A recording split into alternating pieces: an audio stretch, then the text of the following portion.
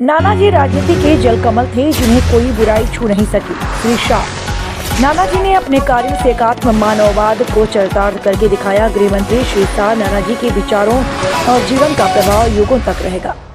नानाजी के विचार और जीवन प्रेरणा पुंज है।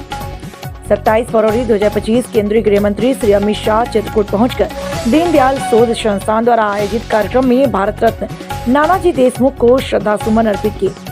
विवेकानंद सभागार में भारत रत्न राष्ट्रऋषि नानाजी देशमुख की 15वीं पुण्यतिथि के अवसर पर आयोजित समारोह में गृह मंत्री श्री अमित शाह ने कहा कि नानाजी देशमुख ने अपने शतायु जीवन में अपने जीवन का हर क्षण और शरीर का हर कण देश की सेवा को समर्पित किया। उनके जीवन दर्शन और कार्यों का प्रभाव युगों तक रहेगा। नानाजी देशमुख राजनीति के क्षेत्र में रहकर अजात शत्रु थे। उन्होंने राजनीति में रहकर भी कला, साहित्य और समाज सेवा से लगातार सरोकार बनाए रखे।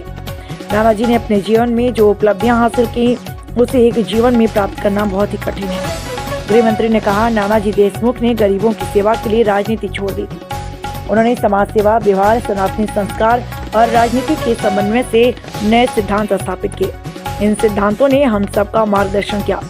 देश की स्वतंत्रता के बाद जब विकास के लिए अर्थनीति और देश नीति बनाई जा रही थी, तब पंडित दीनदयाल उपाध्याय और नानाजी देशमुख ने एकात्म मानववाद का सिद्धांत दिया।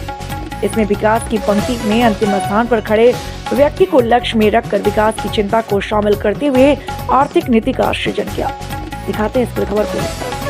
यहाँ पर 3 कार्यक्रम एक साथ आयोजित किए गए। एक तो श्रद्धेय नानाजी की 15वीं पुण्यतिथि पर उनको श्रद्धांजलि देने का कार्यक्रम, दीनदयाल उपाध्याय जी की प्रतिमा का लोकार्पण है और राम दर्शन, राम के जीवन कवन पर एक सुंदर प्रस्तुति जो बनाई गई है उसके भी लोकार्पण का कार्यक्रम है। मैं जब यहां चित्रकूट आया हूं तब भगवान कामतानाथ को भी प्रणाम कर मेरी बात की शुरुआत करता। भाइयों बहनों, हम आज नानाजी को श्रद्धांजलि देने के लिए एकत्रित आए हैं।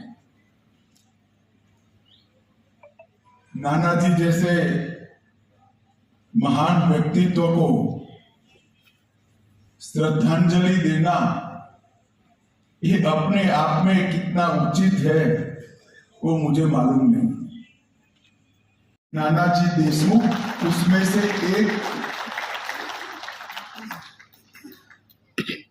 नानाजी बचपन से ही महाराष्ट्र में जन्मे, राष्ट्रीय स्वयंसेवक संघ के प्रचारक बने, उत्तर प्रदेश को कार्यक्षेत्र बनाया, भारतीय जनसंघ के जनरल सेक्रेटरी बने, नेता बने और दीनदयाल जी के साथ रहकर उत्तर प्रदेश में जनसंघ की नींव डालने के लिए एक एक खंड प्रखंड तक प्रवास करने का काम नानाजी ने किया। बहुत लंबा जीवन जिए, शतायु हुए, मगर मैं निश्चित रूप से कह सकता हूं और आशीर्वाद भी आपका मिलता और प्रवचन के माध्यम से हमको भक्ति गंगा में ऐसे रस गंगा की तरह स्नान कराते हैं कि आनंद में डूब जाते हैं। सेनाचार्य परम पूज्य अचलानंद जी महाराज साहब, आपको प्रणाम करता हूँ।